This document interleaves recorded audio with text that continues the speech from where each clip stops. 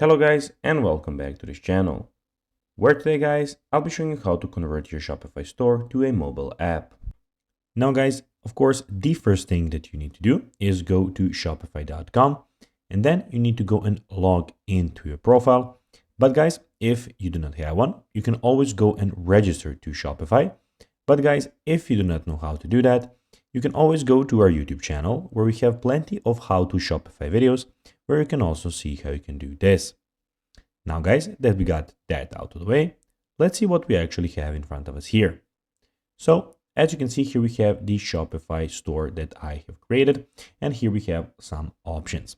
So basically on the left side of the screen, we have the home button, we have the orders, we have the products, we have the customers, we have the content, analytics, marketing, and discounts of this store. Also, we have the sales channels where we have the online store and the points of sale. Also, we have the add applications where you can go and add some of the applications. And in the bottom left corner, we have the settings where you can find all of the settings about your account.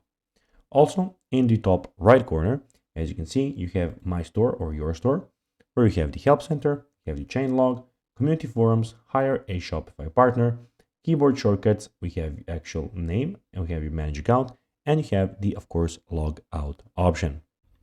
Now guys, let's see how you can actually go and convert your Shopify store to a mobile app.